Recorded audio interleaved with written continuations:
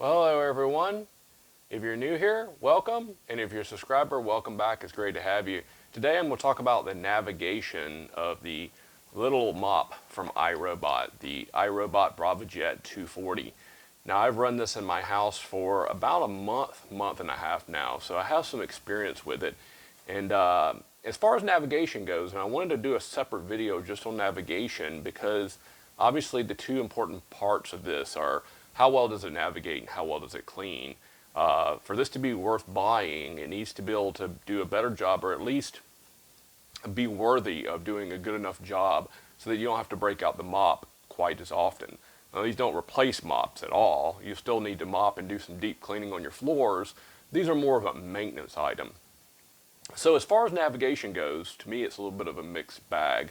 When I first got it out of the box and started using it, not really being used to a non-smart robot like this one, I was a bit disappointed. It took me a bit of getting used to and adjusting to it. First of all, there's no way to keep this thing out of certain areas with the exception of one thing. That is an invisible line off the back of the robot. So when you power this thing up, if you hold the power button down and you hold it down for long enough, you'll see two lines light up here on either side of the power button. And that's basically wherever you have it set on the floor, it draws an invisible line behind it, and it's supposed to not go behind that invisible line. So if you had it in a, say you wanted to do a mop in your kitchen, and I'll show you some video examples of it doing it or not really obeying it here in my house. I say about 40 to 50% of the time it obeys it. And it's really an important feature because you're going to want to mop rooms separately. And I'll get into why you want to mop rooms separately here in just a few minutes. But the invisible line that keeps it away from anything behind the robot, like I said, works about 40 or 50% of the time. So that's a little bit disappointing. If you want to keep it out of any other area, say an area that's got some cords, tangles, or you've got a room that's got multiple entrances, you're going to have to block off that other entrance with something like objects that are solid. I've used rugs before. Sometimes it goes up on rugs, and we'll get into that a little bit more. But that's just something to know buying this, is that it does have a way for you to be able to keep it in a certain room by doing the invisible line behind it, but that only works, I'd say, about 40 or 50% of the time. And when it does work, it's fairly accurate within a few feet, meaning that the robot, when it's finished cleaning, ends up going right back to where it started within a few feet. So when it does work, it does a pretty good job.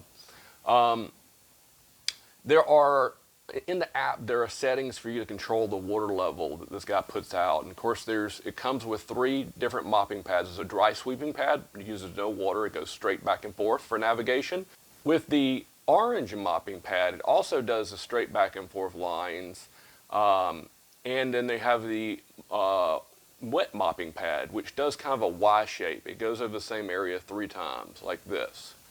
And you can adjust the water levels on those from a low, medium, and high. Of course, the dry sweeping pad, there's no water, but on the damp and the wet mopping pad, you can adjust the water levels. You can also adjust the water levels on the disposable and also on the reusable mopping pads that you can buy directly from iRobot or off of Amazon. I started off on the medium, and I thought it was a bit too much, so I went up to high to see what it would do, and it literally soaked the floor, and I ran out of water really quick. So I don't recommend using the high settings. I found the low settings was adequate and didn't leave my floors wet. So I highly recommend you using the low settings. Now, the reason I mentioned that is because on the higher settings, I found that the extra water on the floor actually kept this robot from being able to navigate very well. And let me explain. What it did is when it would get near, say, a wall. Let's say this is a wall. And so the robot's going to go bang into the wall. The way this thing navigates is it really tries its best to stay real close to the wall, which is a good thing. It gets really close to the walls. But the downside of that is the way it does it. So if it bangs into this wall here, what it's going to want to do is it's going to want to pivot. It doesn't back up and then turn. It bangs into the wall and then tries to pivot around like this while keeping one edge of the robot tight against the wall. So it uses one wheel, which would be this wheel, to power the robot around the corner. Now that's going to put wear and tear on the bumpers, but one of the problems with that is these wheels that are on the bottom don't have a lot of traction because this guy doesn't weigh very much. I'll put the weight here on the screen right now. I don't recall what it is, but I'll put the weight right here on the screen right now. And because it doesn't weigh very much, on my tile floors, the floors are real wet, and sometimes even when they're dry, what this guy does is it just sits up against the wall like this, and the wheel spins. And I got video of that. In fact, I'll show it to you right here. Here is the Braava Jet 240, and it is now stuck against the wall. It's trying to drive forward. One of the wheels is spinning. Not sure which one. That one's not. That one is. So it thinks it's still going forward. Okay, as you can see there, the video of the robot was just being pushed up against the wall, and after a while it will reset back up and do a turn. But the entire time it's against the wall, one of the wheels is spinning, and I gotta believe that's gonna make that wheel get even slicker and wear out and have to replace them. So that's not an ideal thing. I appreciate the fact that iRobot wants the robot to stay as close to the wall as possible, but that's a problem. And not only is that a problem, I'll show you another video here of what it does when it encounters an open door. As in this one here in my bathroom, when it encountered the open door, it does the same method. It hits the door, and then it tries to go up against it, stay up against it while turning. Now watch here what it does to the door.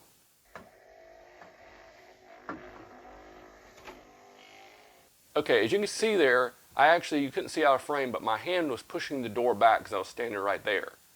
But when I didn't push the door back, hey Ollie, what you doing here, buddy? That's my cat Oliver, he wants to come in frame. All right, so what I'm having to do is I'm having to put door stops in front of doors that are open in my bathroom. It can do that, or I can actually just close the doors and set the robot in there and let it go do its thing. But if I have it in a room with an open door that's open to the inside of the room, this robot, the way it navigates, will actually close the door on itself. And that may not be ideal. So the way it does with pushing up against the wall and then pivoting real hard against the wall like this, I've seen that to be a problem. And I've found it many places inside my house where it's just sitting up against a wall like this, and you can hear it with one wheel spinning. I'd say that's more of a problem when I had the option for the high water flow, but even with the low water flow, it does it a lot. And it takes about, I'd say about 30 to 40 seconds before the robot will reset, back up, and try to go a different direction. And it does reset itself, and that doesn't really seem to affect the navigation ability. It's almost like it knows it's not going anywhere, because most of the time, I'd say about 9 times out of 10, even when it does that and it's spinning against the wall, it still ends up going right back. If I'm doing like the invisible wall, it still goes right back to the very beginning where it was. So that doesn't really affect the navigation. It's just not ideal. And if it knows it's not going anywhere, then what's the point and purpose? So that is something that that's bothered me. Another thing that's bothered me is in my dining room table, this table right here actually, the feet on it, and I'll show you here in a video in just a second, the feet are crossed like this. So they're flat on the floor and they're crossed just like this. And it can navigate those okay, but the problem with it is that it seems like this table, and I'm guessing it's this table, causes it to never return back to the place where it started. This thing is running my dining room for 30 or 40 minutes. My dining room is no bigger than my kitchen, and it takes a fraction of the time to run my kitchen. But this table, with it having to go around the legs of the table, it forgets where it's at. Everything else in this room is fairly common as far as a floor, and it ends up just randomly running around for 30, 40 minutes, and it's like it can't find out where it started, so it can't stop. I've had it stop in here in the wrong place before, when I've just let it run and run and run, and other times I've just given up and let it come in here myself and turned it off. So I don't know what the deal is with this table and having navigation ability. I'm going to show you a video of, I set up an obstacle course in my kitchen. I want to show you that video right now and show you that it actually did a really good job getting around the obstacle course in the kitchen. I really thought it was going to mess it up. Let's watch that video right here.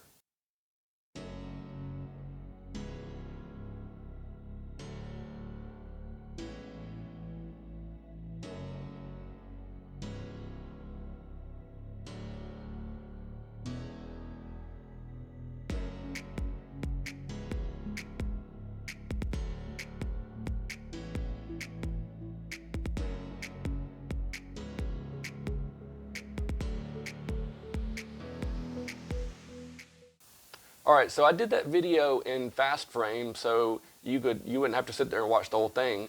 And but as you can see, it did a pretty good job. It covered the entire floor.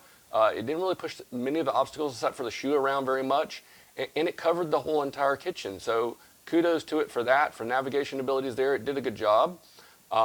As far as navigation goes, I did some videos in my kitchen successfully. I'm going to show you a video right here of it going successfully in my kitchen without obstacles.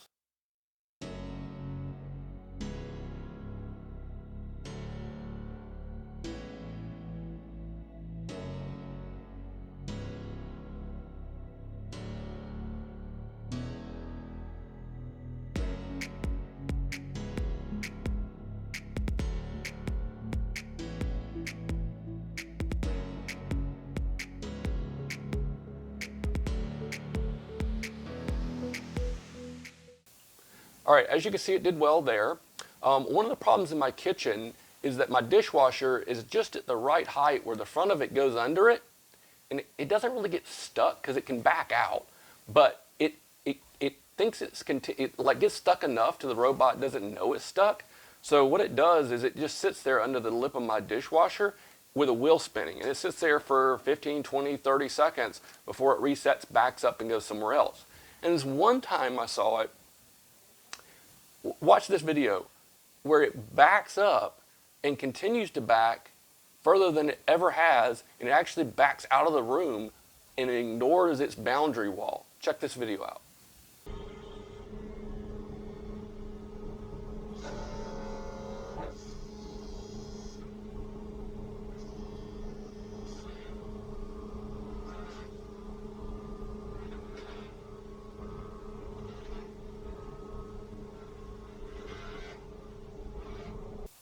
Okay, as you can see there, it was less than ideal, and I had to intervene in order to get the robot back on track and reset it. That entryway that you saw there, I usually set the robot right up in front of there and let it use the invisible wall option and say, don't go in there. The other side of the room there is my foyer. As you can see there, it backed up into my foyer. I'd say about 50–60% of the time, when I set that invisible line there, it ignores it and goes right out into that foyer and starts mopping in there. Now, I told you I'd mentioned why that's a problem. The reason that's a problem is because this thing is so small, it only holds a little bit of water. So obviously, if you mop large areas, it's going to run out of water. The other thing is, because it's small, the pads are quite small. They're only about this big. And because of that, they get dirty pretty quick. So you're only going to want to mop a couple of small rooms with one pad, or one, say, larger to medium-sized room with a pad, and then it's going to be dirty. It's going to be time to toss it or get another reusable pad. So you're going to want to separate this out into rooms. Plus the battery, there's no great way to know when the battery's going dead. It will let you know when it's gone dead because it will stop and blink red. But the app is the only way to monitor it, and the app is not the best way to monitor it because you have to be within 10 feet of the robot in order to actually connect to it to be able to monitor it. So let's talk real quick about the pros and cons of the navigation of this guy. The pros. This thing is so small. It's the size, I did this in another video, it's the size of my hand. It's so small that it can get into tight areas. It can get into in my toilet room, between the wall and the toilet, there's no other robot that can mop beside the wall and the toilet. My Roborock S4 can't vacuum between there. It barely gets in the room before it has to turn around. This guy can get in real tight areas, and it does a pretty good job of getting out of tight areas too. Even areas that are about the width of it. It can turn around and still get itself or back out and get itself out. So it's done a really good job of being small and being able to get into tight areas. Height-wise, honestly, that's not as much of a plus as I thought it would be. Height-wise, it can't get under my countertop, not countertops, under my kitchen cabinets. So it rides along the side of them. That's not that big of a deal, but just something to think about. The size doesn't mean that it's short, it just means that it can get in between tight areas. It does clean every square inch. This thing probably cleans, besides the M6's big brother, or the 380, this thing, compared to a round robot with a mop hanging off the back of it, like say a vacuuming robot like the Roborock S5 or S6, this thing gets right up against the floorboards, right up against your walls, and it gets in tight. And it's programmed to make sure it gets in tight. So it literally cleans every square inch. And when it navigates perfectly, it does cover every square inch of the floor. Now let's get into the cons. The cons real quick. This thing needs babysitting. Unlike a smart robot with either a camera system or a laser-based navigation system, this guy right here has gyros in it and has no cameras and no forward and no side sensors to be able to see walls.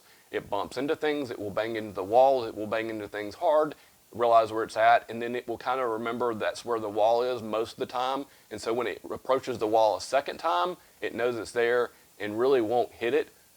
Not as hard, at least. It'll bump up against it real slow. You'll see it slow down. If it doesn't see a wall there, it'll keep going. Maybe it's the edge of a wall or something that it hit before. But this thing's going to need babysitting. Times this thing has run around a room that should take 10 minutes to clean, and it's taken 30 or 40 minutes, and it just runs around and it's clear that it's having problems getting back to where it started.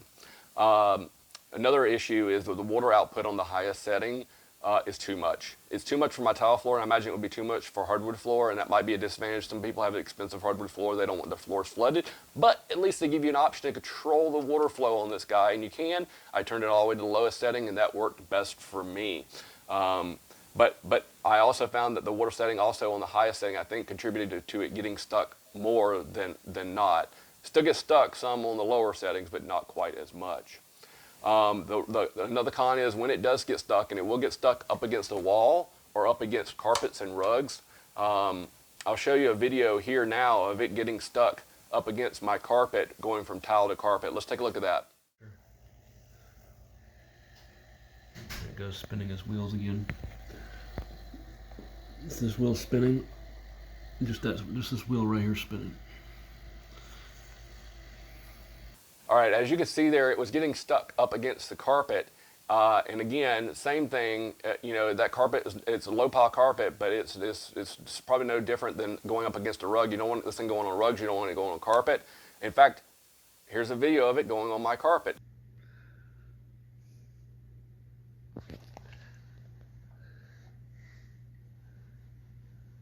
Now it's on my carpet.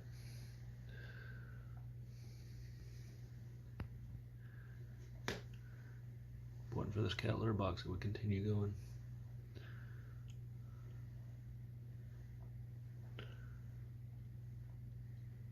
No, it's stuck. As you can see there, it did make its way off the carpet, but it did go on the carpet, and that's obviously something that you don't want. You don't want this thing mopping on the carpet. Now, it didn't spray while it was on the carpet, but it wasn't on there very long, so I don't know if it would have done it or not. But ideally, you don't want a dirty, damp mopping pad going on your carpet. So it gets stuck in various places in your house and needs babysitting. And also, when it gets stuck, there's one wheel spinning, which I'm sure is causing wear and tear on the wheel. There's really not enough weight on this thing for traction. I don't think it gets stuck as much as if it weighed more, if it was enough weight. When it's getting stuck, I can kind of push down on the back of it here, and you can feel it get traction, and it'll bump up against the wall and then kind of move on. So there's not enough weight over it to actually give it traction. So that's a disadvantage of it. Another disadvantage, if you got mostly all tile or hardwood floors in your house, or if you have a large house with large areas of floor, this guy's not for you. I have, luckily in my house, which is about 1,500 square feet, I do have tile in my foyer, kitchen, dining room, and both of my bathrooms, but all those areas are fairly small. So this does a good job, but it's still, even with that doing a good job, means that I still have to move it between rooms in between cleanings. So it's not so bad for me, but if your whole house was tile or hardwood floor, I wouldn't recommend this. I would step up to the M6, something that I will be reviewing very soon. So that's it for just my review of the navigation. So stay tuned for the cleaning ability of this guy and other videos. If you like this content, make sure you smash that like button. I appreciate you subscribing to support my channel and share this content out. All right? Take it easy, everyone. Thank you.